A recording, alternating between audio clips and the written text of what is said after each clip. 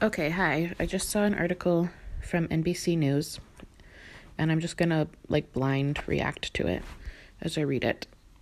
The title is Transgender Representation to Nearly Double in State Legislatures.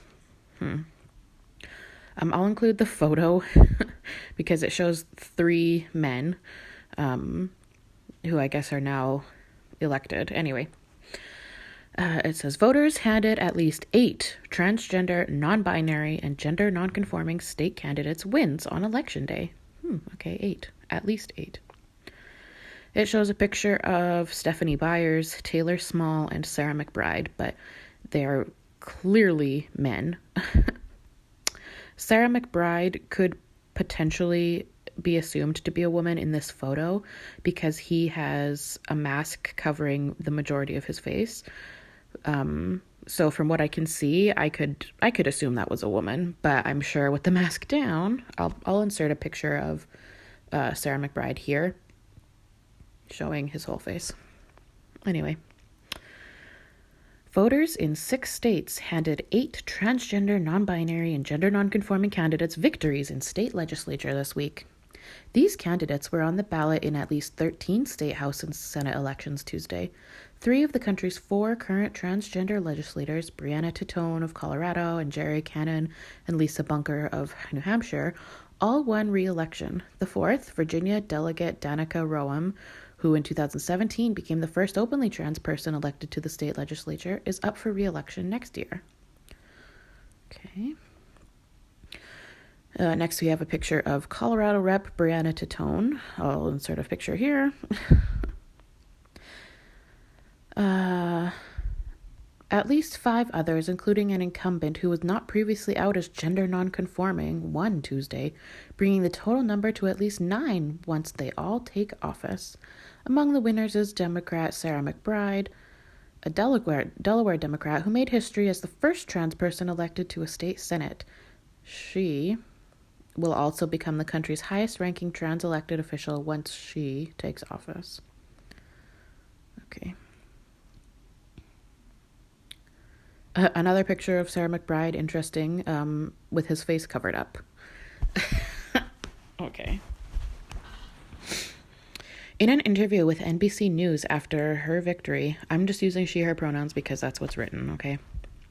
In an interview with NBC News after her victory, Mcbride downplayed the role her gender identity played in the issue-based campaign, but stressed that her win proves democracy is big enough for any young person struggling with gender identity.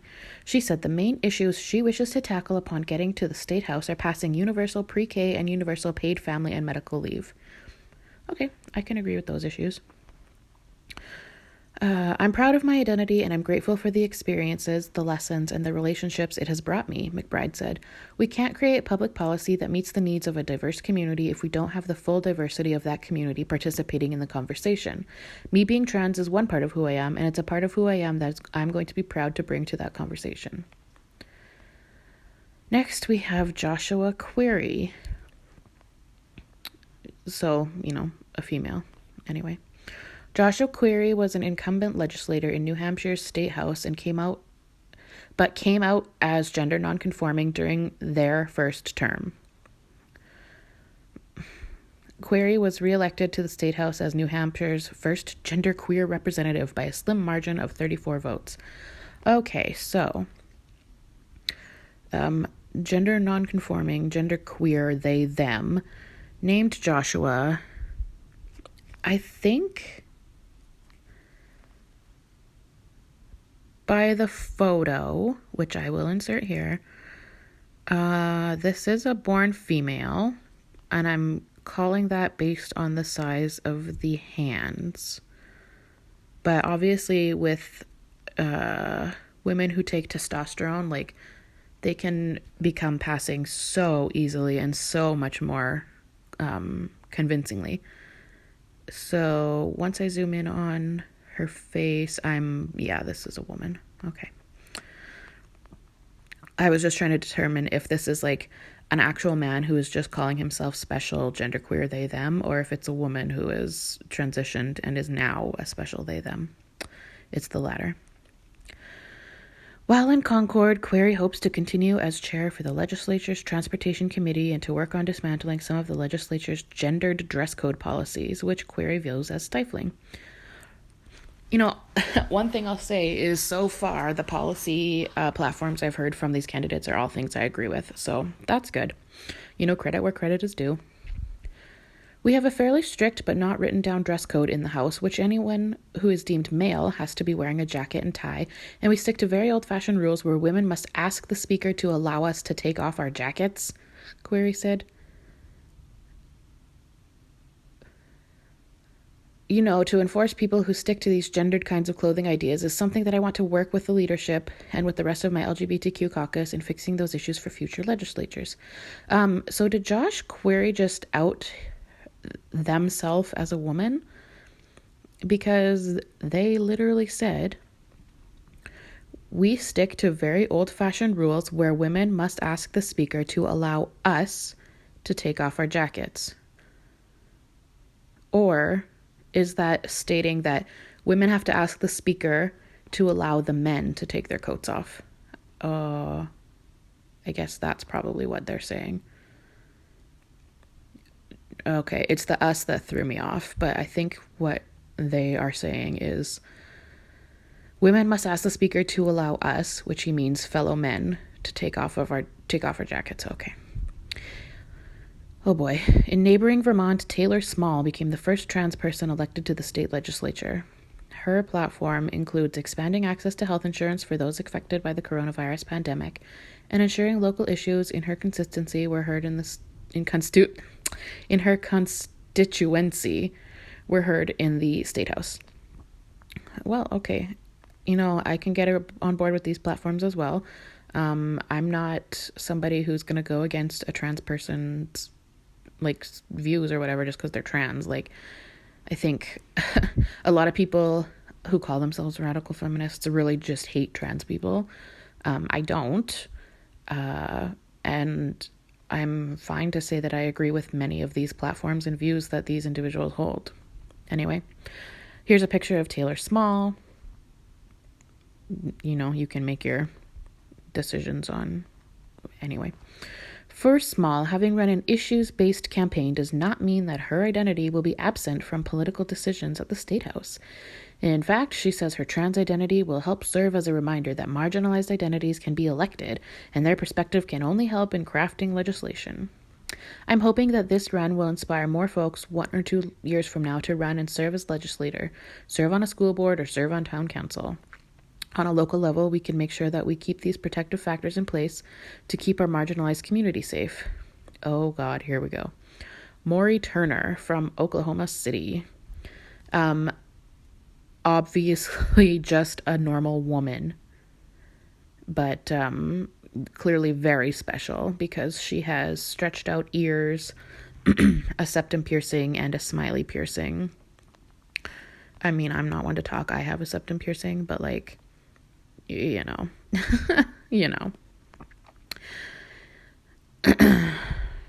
In Kansas and Oklahoma, trans and non-binary people of color made history by being elected.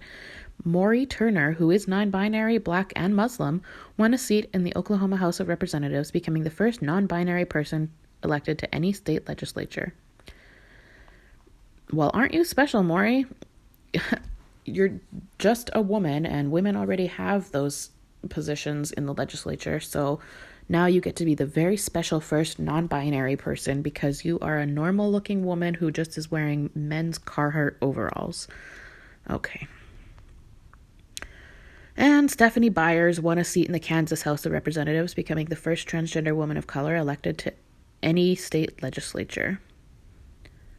Here's a photo of Stephanie Byers.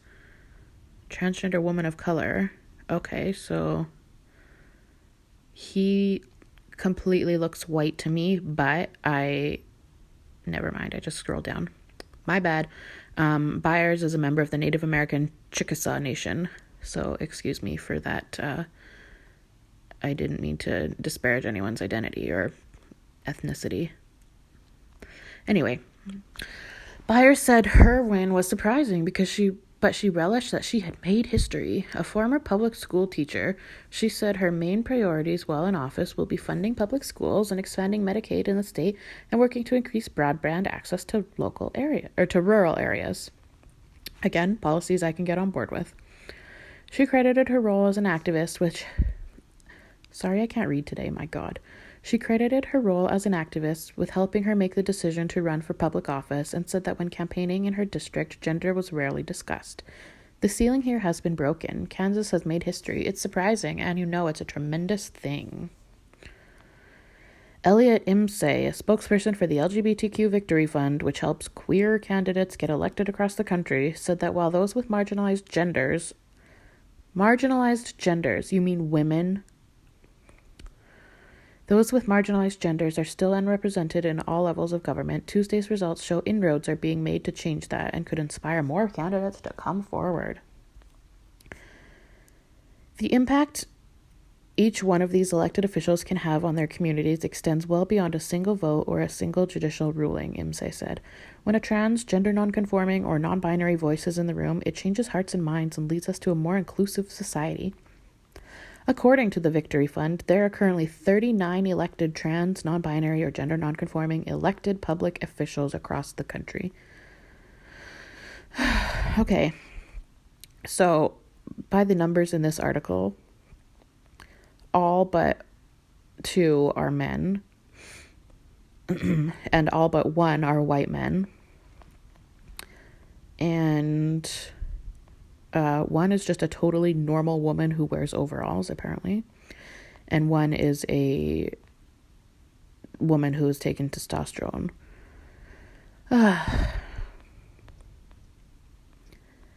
Yeah, I mean, the only positive here is I pretty much agree with all candidates on the issues discussed in this article. I'm sure there are other platforms or something that I might not agree with, but it's ridiculous to me that this is being heralded as such a big deal, that trans representation to nearly double in state legislatures, when it's just men and predominantly white men.